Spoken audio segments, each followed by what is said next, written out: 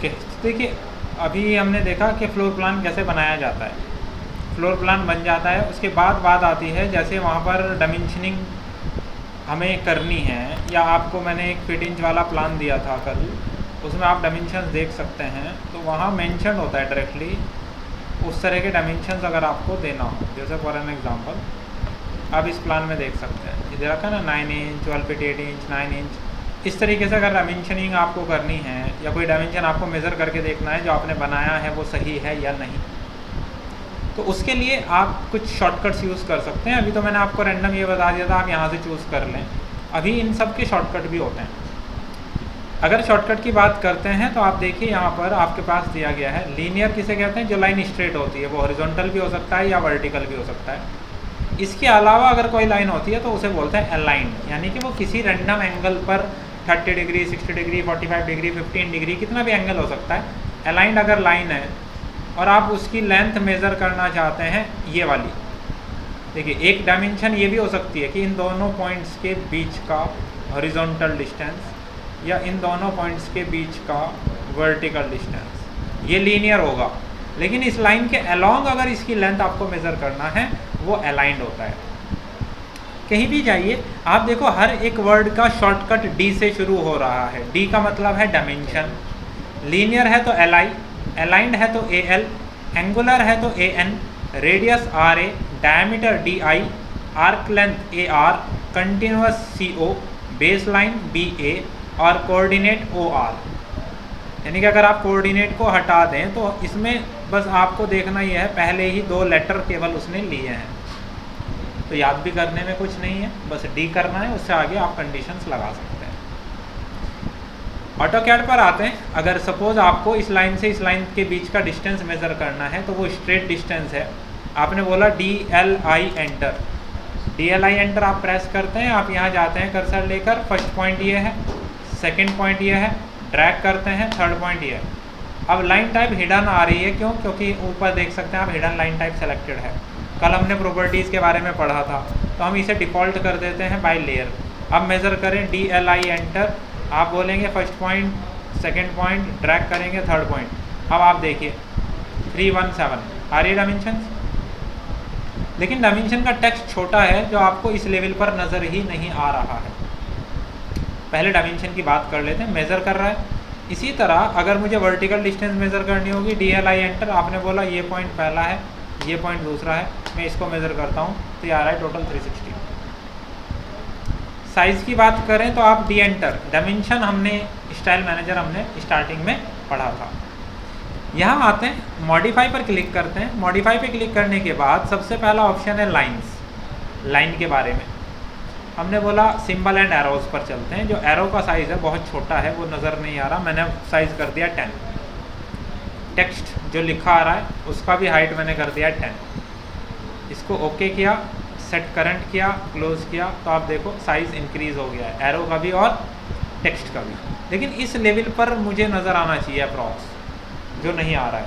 तो यानी कि आप साइज़ को क्या कर सकते हैं, चेंज कर सकते हैं।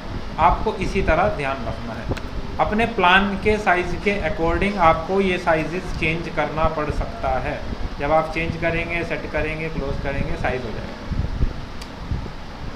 उसके बाद मान लीजिए आपको ये इस विंडो का विड्थ देखना है, फिर से आप करेंगे डी एल आई एंटर, आपने बोला फर्स्ट पॉइंट ये है, सेकंड पॉइंट ये है, ऐसे ड्रैग किया और आपने बोला थर्ड पॉइंट ये है। तो आप देखें जो डायमेंशन लाइन है ना, ये लाइन आपको ऐसा नज़र आ रही है जैसे ये भी हमारी स्केच का ही पार्ट हो, लेकिन ये है नहीं। तो इसके लिए आप क्या देख सकते हैं, ये कहलाती है डायमेंशन लाइन, ये है डायमेंशन टेक्स्ट। ये जो 2 लाइंस नज़र आ रही हैं इनको कहते हैं एक्सटेंशन लाइन। ठीक है, डी एंटर, मॉडिफाई पे क्लिक करते हैं। मॉडिफाई पे क्लिक करने के बाद अब लाइंस पे आ जाते हैं। हमने बोला ये जो एक्सटेंशन लाइंस हैं, यहाँ देखो क्या लिखा है, एक्सटेंशन लाइन लिखा है। मैं इनकी लेंथ को फिक्स करना चाहता हूँ। मैं जैसे ही फिक्स पे क्लिक किया, देखो यहाँ नज़र आ रहा है, वो गैपिंग ख़त्म हो गई, जो लाइंस आ रही थी वो हट के गैप बन गया। मैंने उनकी लेंथ को फिक्स कर दिया कि वो फिक्स हो जाए। अब आप एज इट इज़ ओके करते हैं,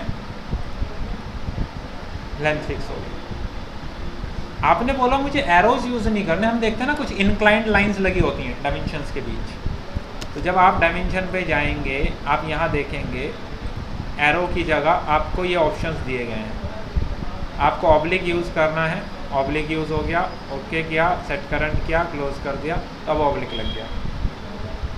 इस तरीके से आप क्या कर सकते हैं डायमेंशंस को यूज़, जो आपकी यहाँ चेंजेस हुआ वही सब जगह ऑटोमेटिकली अपडेट हो गया। ये तो हो गया लीनियर। अगर अलाइन डायमेंशन, मान लीजिए आप बोलें इस कॉर्नर के और इस कॉर्नर के बीच की ये वाली डायमेंशन डायगोनली मुझे मेज़र करना है, तो DAL अलाइंड। जब आप DAL प्रेस करेंगे, फर्स्ट पॉइंट ये है, सेकंड पॉइंट ये है, ये वाली डायमेंशन आपके पास आ गई है। DAL आपने बोला फर्स्ट पॉइंट सेकंड पॉइंट, ये वाला डायगोनल आ गया। इस तरीके से आप डायगोनल भी मेज़र कर सकते हैं। या आप यहाँ देख सकते हैं DAL first corner second corner, ये आ गया डायगोनल।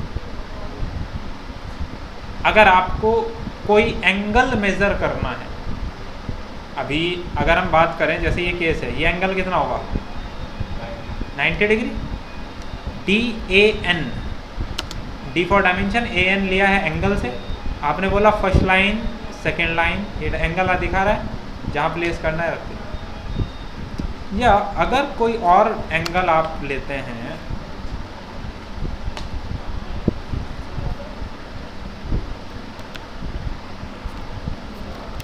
मैंने 60 डिग्री लिया एंगल। अब आप एंगल मेज़र करके देखिए, DAN एंटर, पहला लाइन दूसरा लाइन, 60 डिग्री आ गया। अगर आपको कोई रेडियस मेज़र करनी है, जैसे ये आर्क है, इसका कुछ ना कुछ रेडियस होगा, DRA एंटर, इस आर्क का रेडियस है अंदर वाले का 100, बाहर वाले का मेज़र करेंगे 123। डायमीटर मेज़र करेंगे तो DDI, D for dimension, DI diameter से आ गया। किसका डायमीटर मेज़र करना है, बाहर वाले का, तो वो जस्ट डबल आ गया। उसके अलावा अगर आपको आर्क की लेंथ मेज़र करनी है, यानी कि ये आर्क ऐसे, इसकी लेंथ कितनी है, तो दिया गया है arc length. D for dimension, AR लिया आर्क से, सेलेक्ट किया, क्लिक किया, ऐसे ला के रखो। तो इस टोटल आर्क की लेंथ पे देखो आर्क का सिंबल बना आ रहा है, दिस इज़ 340.14। अब देखो कुछ डायमेंशंस कैसी आ रही हैं, कोई डायमेंशन वर्टिकल आ रही है, कोई एंगल के अलोंग लिखा आ रहा है, तो इनको रीड करना मेरे लिए मुश्किल होगा। अगर ये टेक्स्ट मेरा हॉरिजॉन्टल हो हर जगह तो मेरे लिए बेस्ट होगा। आप जब वापस से डायमेंशन पर जाएंगे, मॉडिफाई करेंगे, तो आप देखिएगा यहाँ टेक्स्ट के ऑप्शन में नीचे ऑप्शन दिया गया है अलाइंड विद डायमेंशन लाइन, तो इसलिए वो डायमेंशन लाइन के अकॉर्डिंग अलाइंड है। अगर आप हॉरिजॉन्टल कर देंगे तो इस तरीके का टेक्स्ट हर जगह हॉरिजॉन्टल हो जाएगा। या नीचे एक और ऑप्शन है ISO स्टैंडर्ड, ISO स्टैंडर्ड भी अलोंग ये कोशिश कर रहा है, लेकिन अगर मैं अलाइंड लेता हूँ, हॉरिजॉन्टल लेता हूँ, ये ऑप्शंस आ गए। अभी भी कुछ टेक्स्ट ऐसा है जो ऊपर लिखा आ रहा है, यहाँ टेक्स्ट की प्लेसमेंट वर्टिकल आ रही है। अगर मैंने बोला नहीं सेंटर्ड हो, तो सेंटर्ड में देखो उसने इस लाइन को, डायमेंशन लाइन को कट करके बीच में टेक्स्ट लिख दिया। मैंने ओके किया, सेट करंट किया और क्लोज कर दिया। अब आप देख सकते हैं हर जगह हॉरिजॉन्टल लिखा है और उसी डायमेंशन लाइन के कट करके उसके बीच में डायमेंशन लिखा है। फिर आपके माइंड में ये भी हो सकता है हमें टेक्स्ट का कलर अलग रखना है, डायमेंशन लाइन का कलर अलग करना है। आप वापस से डी एंटर करते हैं, मॉडिफाई में जाते हैं, आप यहाँ देखिए सिंबल एंड एरोज, लाइन में आ जाइए। ये है एक्सटेंशन लाइन, ये है डायमेंशन लाइन। ये जो हॉरिजॉन्टल बड़ी लाइन है जिसके बीच में टेक्स्ट लिखा है, ये डायमेंशन लाइन है। मैंने बोला डायमेंशन लाइन का कलर मुझे ग्रीन रखना है, और मैंने बोला मुझे टेक्स्ट जो है मेरा, टेक्स्ट का जो कलर है वो मुझे क्यान रखना है। फिर अगर फिल करना हो तो फिल कलर देखो, फिल कलर क्या कर रहा है, रेड कलर टेक्स्ट में फिल हो गया ना। ये भी चीज़ें आप चूज़ कर सकते हैं, ये सब ऑप्शंस आपके लिए हैं। आप अगर ये सेटिंग करते हैं, ओके करते हैं, सेट करंट करते हैं, क्लोज करते हैं, तो आप देखो सारा टेक्स्ट लाइंस कलरफुल हो गई, टेक्स्ट भी आपने हाईलाइट कर दिया। तो ये मल्टीपल ऑप्शंस हैं सेटिंग्स करने के लिए जो डायमेंशन स्टाइल मैनेजर से होते हैं। डायमीटर के बाद एंगल हो गया, डायमीटर हो गया। अगर फिर कुछ डायमेंशंस की बात करें, जैसे यहाँ है लीनियर हो गया, अलाइंड हो गया, एंगुलर हो गया, रेडियस हो गया, डायमीटर हो गया, आर्क लेंथ हो गया। एक ऑप्शन है कंटिन्यूअस। अब कंटिन्यूअस क्या करता है, मान लीजिए दो पॉइंट के बीच आप डायमेंशन मेज़र करें, DLI एंटर, आपने बोला पहला पॉइंट ये है, दूसरा पॉइंट ये है और डायमेंशन यहाँ लिख दी, ठीक है। फिर आपने बोला DCO एंटर, तो वो वहीं से कंटिन्यूटी ले रहा है। मैं बस पॉइंट्स बता रहा हूँ उसको, कंटिन्यूटी, जहाँ पहली डायमेंशन खत्म हुई ऑटोमेटिकली दूसरी शुरू होगी, दूसरी खत्म हुई तीसरी शुरू, तीसरी खत्म चौथा शुरू, इस तरीके से उस कंटिन्यूटी में डायमेंशंस बता रहा है। अगर इसका उल्टा इसका उल्टा नहीं कह सकते, बेसिकली एक ही पॉइंट से हर एक पॉइंट को मेज़र करना हो, एक ही पॉइंट से हर एक पॉइंट को अगर मेज़र करना है, जैसे DLI एंटर, आपने बोला पहला यहाँ से यहाँ, फिर आपने बोला DBA एंटर यानी कि बेस लाइन, फिर आपने बोला ये वाले डायमेंशन, ये वाले डायमेंशन, ये वाले डायमेंशन, ये वाले डायमेंशन, इनके बीच कुछ गैपिंग नहीं आई।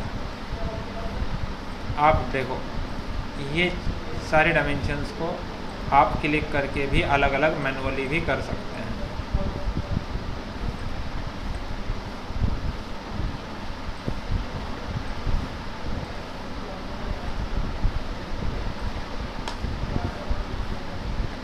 आपको अलग अलग डायमेंशन मिल गई, लेकिन एक ही पॉइंट से सारी मेज़र हो रही हैं।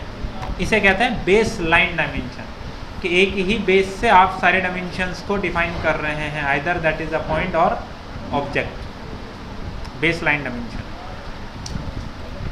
यहाँ पे लास्ट आपके पास होता है ऑर्डिनेट या कोऑर्डिनेट। अगर आप अप्लाई करते हैं कहीं पर DOR, आप क्लिक करिए, क्लिक करते ही देखो नीचे कुछ ऑप्शन दे रहा है, एक्स डेटम, वाई डेटम।